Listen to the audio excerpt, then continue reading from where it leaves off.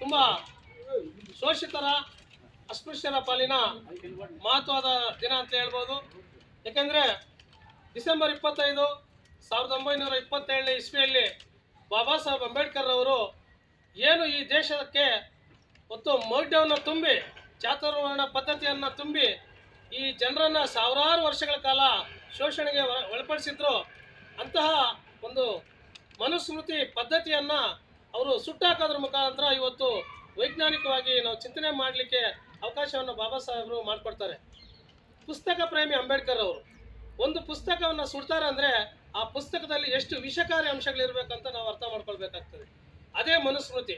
ಒಬ್ಬ ಸುಮತೀಂದ್ರ ಭಾರ್ಗವ ಅಂತಕ್ಕಂಥ ವ್ಯಕ್ತಿ ಬರೆದಿರ್ತಕ್ಕಂಥ ಮನುಸ್ಮೃತಿ ಇವತ್ತು ಸಾಮಾನ್ಯ ಜನರನ್ನ ತುಂಬ ಎಷ್ಟು ಕೀಳಾಗಿ ನೋಡ್ತಾ ಇತ್ತು ಅಂತಕ್ಕಂಥದ್ದನ್ನ ಹಿಂದೆ ನಮ್ಮ ಪೂರ್ವಿಕರು ಅನುಭವಿಸಿದ್ದಾರೆ. ಆ ನಿಟ್ಟಿನಲ್ಲಿ ಇವತ್ತು ಈ ಮನುಸ್ಮೃತಿಯನ್ನ ಸುಡುವಂತ ಕೆಲಸವನ್ನು ಮಾಡ್ತಾ ಇದ್ದೀವಿ. ಸಾಂಕೇತಿಕವಾಗಿ ಈ ಒಂದು ಕೆಲಸ ಇಡೀ ದೇಶದಾದ್ಯಂತ ಮಾಡ್ತಾ ಇದ್ದಾರೆ. ಬಾಬಾ ಸಾಹೇಬರು ಮನುಸ್ಮೃತಿಯನ್ನು ದಹನ ಮಾಡಿದ್ದ ದಿನವನ್ನ ಇವತ್ತು ಈ ಕರ್ನಾಟಕದ ಎಲ್ಲ ಜಿಲ್ಲೆಯಲ್ಲೂ ಕೂಡ ಇವತ್ತು ಮಾಡ್ತಾ ಇದ್ದಾರೆ. ಆ ಒಂದು ಕಾರ್ಯಕ್ರಮದ ಭಾಗವಾಗಿ ಇವತ್ತು ನಾವು ಚಿಕ್ಕಬಳ್ಳಾಪುರ ಜಿಲ್ಲೆಯಲ್ಲಿ ಎಲ್ಲ ದಲಿತ ಸಂಘಟನೆಗಳ ಮುಖಂಡರು ಮತ್ತು ಪ್ರಗತಿಪರ ಸಂಘಟನೆಗಳ ಮುಖಂಡರು ಭಾಗವಹಿಸಿದ್ದೇವೆ. ಬಾಬಾ ಸಾಹೇಬ್ ಮಾಡಿರ್ತಕ್ಕಂಥ ಕೆಲಸವನ್ನ ಇವತ್ತು ಅವರ ಪ್ರತಿರೂಪವಾಗಿ ಈ ಜನರಿಗೆ ಸಾಕ್ಷ್ಯ ಪ್ರಜ್ಞೆಯನ್ನು ಮೂಡಿಸ್ಲಿಕ್ಕಾಗಿ, ವೈಚಾರಿಕ ಪ್ರಜ್ಞೆಯನ್ನು ಮೂಡಿಸ್ಲಿಕ್ಕಾಗಿ ಇವತ್ತು ಮನುಸ್ಮೃತಿಯನ್ನ ಸುಡ್ತಾ ಇದ್ದೀವಿ.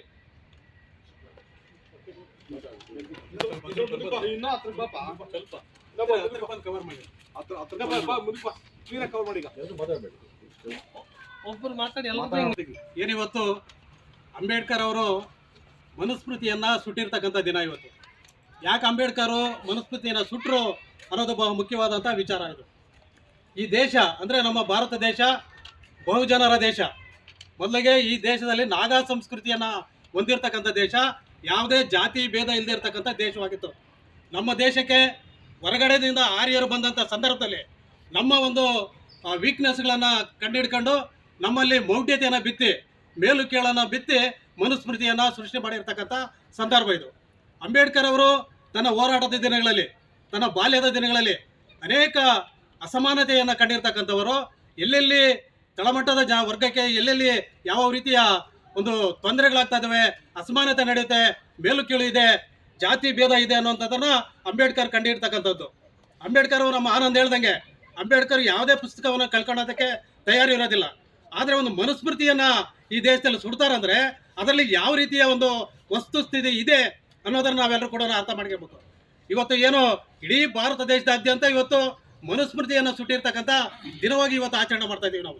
ಅಂಬೇಡ್ಕರ್ ಮನುಸ್ಮೃತಿ ಸುಡಿದಕ್ಕೆ ಮೊದಲೇ ಈ ದೇಶದಲ್ಲಿ ಪೆರಿಯಾರ್ ರಾಮಸ್ವಾಮಿ ನಾಯಕರ್ ಅವರು ಈ ಒಂದು ಪುಸ್ತಕವನ್ನು ಸುಟ್ಟರು ತಮಿಳುನಾಡಲ್ಲಿ.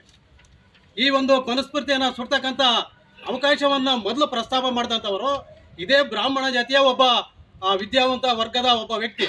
ಅಂಬೇಡ್ಕರ್ ಅವರಿಗೆ ಮನುಸ್ಮೃತಿಯನ್ನು ಸುಡಬೇಕು, ಇದರಲ್ಲಿ ಅಸಮಾನತೆ ಇದೆ, ಈ ತಳವರ್ಗ ಜನಗೆ, ಬಹುಜನ ವರ್ಗಕ್ಕೆ ಇದು ತೊಂದರೆ ಆಗುತ್ತೆ ಅನ್ನೋ ಕಾರಣ ನಾವು ಸಭೆಯಲ್ಲಿ ಮಂಡಿಸಿ ಅದರ ಬಗ್ಗೆ ತೀರ್ಮಾನ ತಗೊಂಡು ಮನುಸ್ಮೃತಿಯನ್ನು ಸುಡ್ತಕ್ಕಂಥ ಒಂದು ವ್ಯವಸ್ಥೆಯನ್ನು ಒಂದು ಸಮಿತಿ ಮಾಡೋದ್ರ ಮುಖಾಂತರ ಅಂಬೇಡ್ಕರ್ ಈ ಸಂದರ್ಭವನ್ನು ಉಪಯೋಗಿಸ್ಕೊಂಡು ಮನುಸ್ಮೃತಿಯನ್ನು ಸುಡ್ತಾರೆ.